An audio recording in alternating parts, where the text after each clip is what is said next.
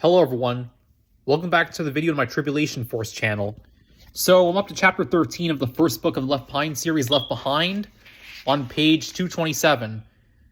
Yeah, page 227. Let's continue then. Chapter 13. Buck Williams sat near an exit at JFK Airport reading his own obituary. Magazine writer assumed dead. The headline read, Cameron Williams, 30. The youngest senior writer on the staff of any weekly news magazine is feared dead after a mysterious car bombing outside a London pub Saturday night that took the life of a Scotland Yard investigator. Williams, a 5-year employee of Global Weekly, had won a Pulitzer as a reporter for the Boston Globe before joining the magazine as a staff reporter at 25. He quickly rose to the position of senior writer and has since written more than 36 cover stories, 4 times assigned the weekly's Newsmaker of the Year story.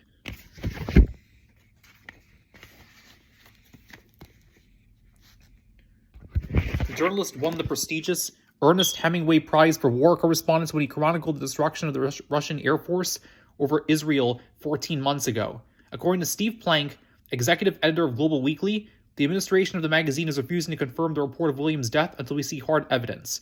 Williams' father and married brother reside in Tucson, where Williams lost his sister-in-law, niece, and nephew in last week's disappearances. Scotland Yard reports that the London bombing appears to be the work of Northern Ireland terrorists and might have been a case of retribution. Captain Howard Sullivan called his 29-year-old subordinate, victim Alan Tompkins, one of the finest men and brightest investigators it has been my privilege to work with. Sullivan added that Williams and Tompkins had become friends after the writer had interviewed the investigator for an article on terrorism in England several years ago. The two just emerged from the Armitage Arms pub in London when a bomb exploded in Tompkins' Scotland Yard vehicle. Tompkins' remains have been identified, though only items of personal identification of Williams were recovered from the scene. Rayford Steele had a plan. He had decided to be honest with Chloe about his attraction to Hattie Durham and how guilty he felt about it. He knew it would disappoint Chloe, even if it didn't shock her. He intended to talk about his new desire to share his faith with Hattie, hoping he could make some progress with Chloe, but without her feeling threatened. Chloe had gone with him to the church meeting for skeptics the night before, as she promised, but she left a little over halfway through. She also fulfilled her promise to watch the video for the former pastor had taped. They had discussed neither the meeting nor the video. They wouldn't have much time together once they arrived at O'Hare, so Rayford broached the subject in the car as they gaped at the wreckage and debris lining the roadways. Between their house and the airport, they saw more than a dozen homes that had been gutted by fire. Rayford's theory was that families had disappeared, leaving something on the stove. And you think this is God's doing. And you think this was God's doing, Chloe said, not disrespectfully. I do. I thought he was supposed to be a God of love and order, she said. I thought he was supposed to be a God of love and order, she said. I believe he is. This was his plan. There are plenty of tragedies and endless deaths before this. I don't understand all that either, Rayford said, but like Bruce said last night, we live in a fallen world. God with control of it pretty much is Satan. Oh, brother, she said, do you wonder why I walked out? I figured it was because the questions and answers were hitting a little too close to home. Maybe they were, but all this stuff about Satan and the fall and sin and all that, she stopped and shook her head. I don't claim to understand it any better than you do, honey, Rayford said, but I know I'm a sinner and that this world is full of them, and you consider me one. If you're part of everybody, then yes, I do. Don't you? Not on purpose. You're never selfish, greedy, jealous, petty, spiteful. I try not to be, at least not at anyone else's expense. But you think that you're exempt from what the Bible says about everybody being a sinner, about there not being one righteous person anywhere? No, not one. I don't know, Daddy. Just have no idea. You know what I'm worried about, of course. Yeah, I know. You think that time is short. That in this new dangerous world, I'm going to wait too long to decide what I'm going to do. That in this new dangerous world, I'm going to wait too long to decide what I'm going to do, and then it'll be too late. I couldn't have said it better myself, Chloe. I just hope you know I'm thinking only of you, nothing else. You don't have to worry about that, Daddy. What did you think of the video? Did it make sense to you? It made a lot of sense if you buy into all of that. I mean, you have to start with that as a foundation. Then it all works neatly. But if you're not sure about God and the Bible and sin and heaven and hell, then you're still wondering what happened and why. And that's where you are? I don't know where I am, Dad. Rayford fought the urge to plead with her. If they had enough time over lunch in Atlanta, he would try the approach telling her about Hottie. The plane was supposed to sit only about 45 minutes for the return to O'Hare. Rayford wondered if it was fair to pray for a delay. Nice cap, Steve Plank said as he heard JFK and slapped Buck on the shoulder. And what's this, 2 days growth? I was never too much for disguises, Buck said. You're not famous enough to need to hide, Steve said. You're staying away from your apartment for a while? Yeah, and probably yours. You sure everyone followed? You're being a little paranoid, aren't you, Buck? I have a right, Buck said as they climbed into a cab. Central Park, he informed the driver. Then he told Steve the entire story. What makes you think Carpathia is going to help? Plank asked later as they walked through the park. If the Yard and the Exchange are behind us, and you think Carpathia is linked to Cawthron and Sonegal, you might be asking Carpathia to turn against his own angels. He strolled under a bridge to elude the hot spring. Son, I have a hunch about this guy, Buck said, his voice echoing off the cobblestone walls. It wouldn't surprise me to discover that he met with Sonegal and Todd Cawthron in London the other day, but I have to believe he's a pawn. Steve pointed to a bench and they sat. Well, I met Carpathia this morning at his press conference, Steve said, and all I can say is that I hope you're right. Rosenzweig was impressed with him, and that's one insightful old scientist. Carpathia's impressive, Steve conceded. He's handsome as a young Robert Redford, and this morning he spoke in 9 languages, so fluently you'd have thought each was his native tongue. The media's eating him up. You say that as if you're not the media, Buck said. Steve shrugged. I'm proving my own point. I've learned to be a skeptic, to let people in the tabloids chase the personalities. But here's a guy with substance, with a brain, with something to say. I liked him. I mean, I saw him only in a press conference setting, but he seems to have a plan. You'll like him, and you're a bigger skeptic than I am. Plus, he wants to see you. Tell me about it. Tell me about that. I told you, he's got a little encourage of nobodies with one exception. Rosenzweig. Right. What's James' connection? Nobody's sure yet, but Carpathia seems to attract experts and consultants who keep him up to speed on technology, politics, finances, and all that. And you know, Buck, he's not that much older than you are. I think they said this morning he's 33. 9 languages? Plank nodded. Do you remember which ones? Why would you ask that? Just thinking. Steve pulled a reporter's notebook from his side pocket. You want them in alphabetical order? Sure. Arabic, Chinese, English, French, German, Hungarian, Romanian, Russian, and Spanish. One more time, Buck said, thinking. Steve repeated them. What's on your mind? This guy's the consummate politician. He is not. Trust me, this is no trick. This was no trick. He knew these languages well and used them efficiently. But don't you see which languages they are, Steve? Think about it. Spare me the effort. The 6 languages of the United Nations, plus 3 languages of his own country. No kidding, Buck nodded. So am I going to get to meet him soon? The flight to Atlanta was full and busy, and Rayford had to change altitudes continually to avoid choppy air. He got to see Chloe for only a few seconds while his first officer was in the cockpit and the plane was on autopilot. Rayford made a hurried walkthrough, but had no time to chat. He got his wish in Atlanta. No 747 had to be flown back to Chicago in the middle of the afternoon, and the only other pilot available had to be back earlier. Chicago coordinated with Atlanta, switched the 2 assignments, and found a seat for Chloe too. That gave Rayford and Chloe more than 2 hours for lunch. Enough time to get away from the airport.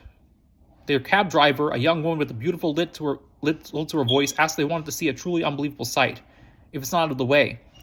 It's just a couple of blocks from where you all are going, she said. She maneuvered around several detours and construction horses, then through 2 streets manned by traffic cops.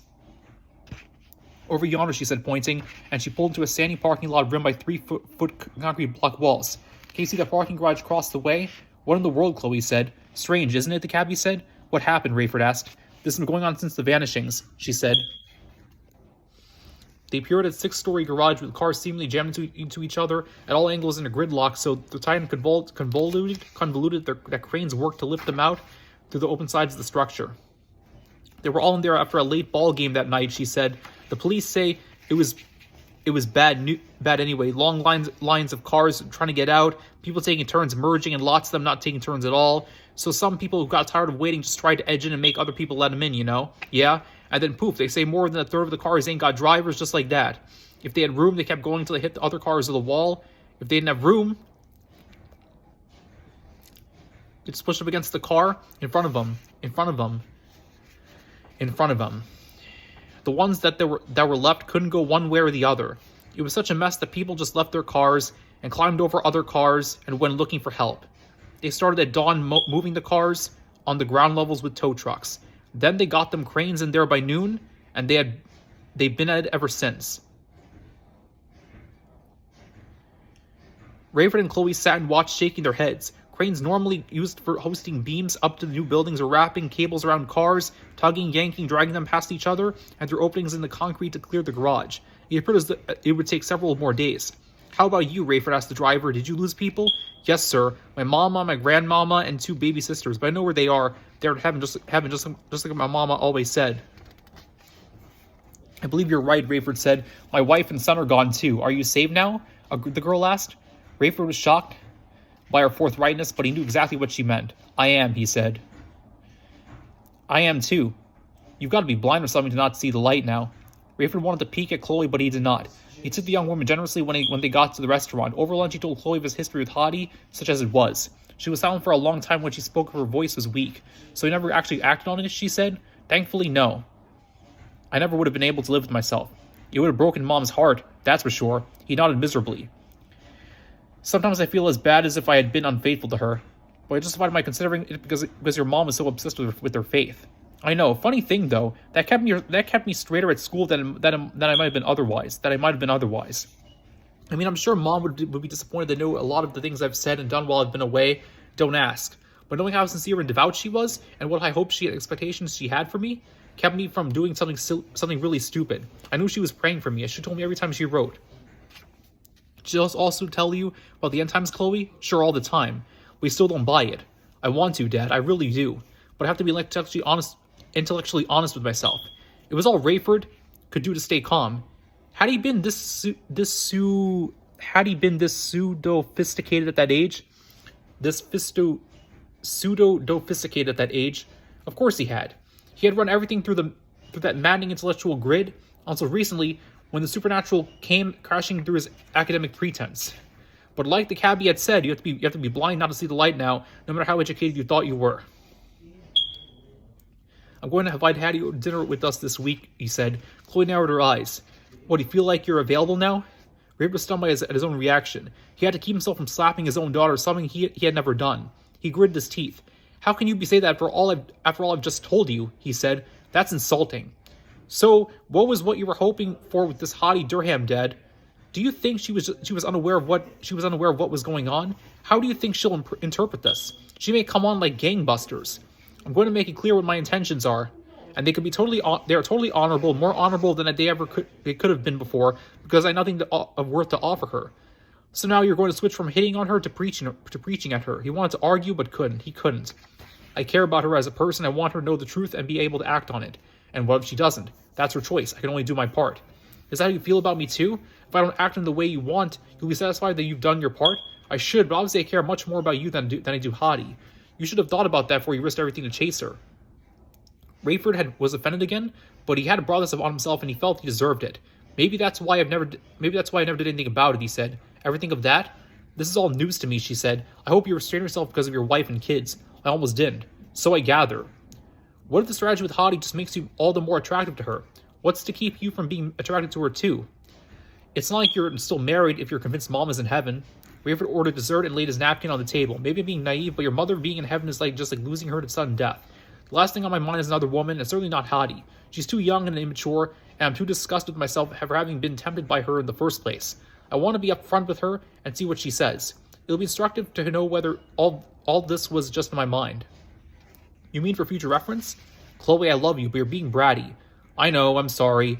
That was uncalled for. But seriously, how will you know she tells you the truth? If you tell her you were interested for the wrong reasons that aren't interested anymore, why should she be vulnerable enough? Why should she be vulnerable enough to admit she thought you two had possibilities? Rayford shrugged. You may be right, but I have to be honest with her even if she's not honest with me. I owe her that much. I want her to take me seriously when I tell her what I think what she needs now. I don't know, Dad. I think it's a little too soon to be pushing her toward God. How soon is too soon, Chloe? There are no guarantees, not now. Steve pulled from his breast pocket 2 sets of press credentials, permitting the bearers to attend Nikolai Carpathia's speech to the General Assembly of the United Nations that very afternoon. Buck's credentials were in the name of George Oreskovich. Do I take care of you or what? Unbelievable, Buck said. How much time do we have? A little over an hour, Steve said, risking a hail a cab. And like I said, he wants to meet you. He reads, doesn't he? He's got to think I'm dead. I suppose. But he'll remember me from this morning. I'll be able to assure him that it'll be just as valuable for him to be interviewed by George Oreskovich as by legendary Cameron Williams. Yeah, but Steve, if he's like the other politicians I know, he's hung up on image or on high-profile journalists. Like it or not, that's what I become. How are you going to get him to settle for an unknown? Okay, so that's part 1 of chapter 13. Take care, everybody.